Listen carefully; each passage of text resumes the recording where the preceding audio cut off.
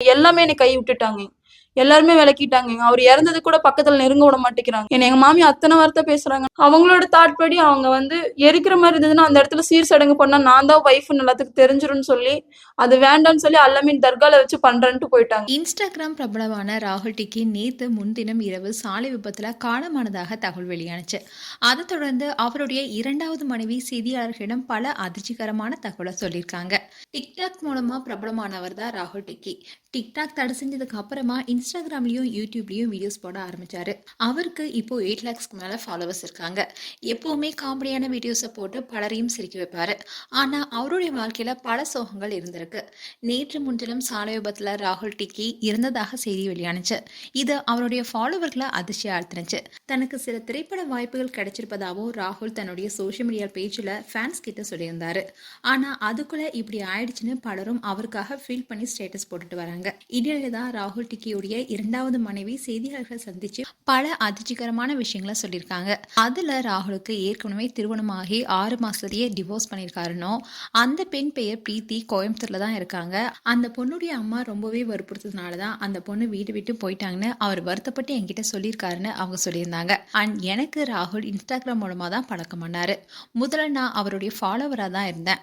அதுக்கப்புறமா அவர்கிட்ட பேச தொடங்கினேன். இன்னும் தான் எங்களுக்குள்ள காதல் ஏற்பட்டு திருமணமும் பண்ணிக்கிட்டோம்.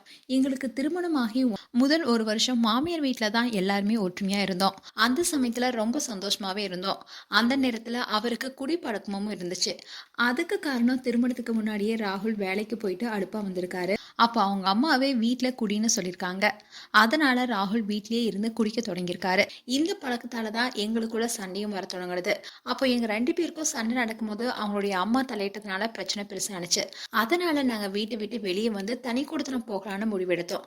ராகுலுக்கு கடவுள் பக்தி அதிகமா இருக்கு. அவர் கருப்பு சாமி தான் கும்பிடுவாரு. கருப்பங்கிட்ட அருள் கேட்டப்போ தனி கொடுத்தனம் போக சொல்லி அவர் சொன்னதால நாங்களும் தனி கொடுத்தனம் போனோம். எங்க 2 பேத்துக்கு நடுவுல அடிக்கடி சண்டை வந்துட்டே இருந்துச்சு. அப்ப கூட அவர் திருந்திடுவார்னு தான் நான் நினைச்சேன். நான் இது வரைக்கும் எங்க அம்மா வீட்டுல தங்கினதே கிடையாது. சம்பவம் நடந்த அன்னைக்கு நான் அம்மா வீட்டுல இருக்கிறேன்னு ராகுல் கிட்ட சொல்லியிருந்தேன். அடுத்த நாள் காலையில ராகுல் கோவிலுக்கு மாலை போடுறேன்னு சொல்லியிருந்தாரு.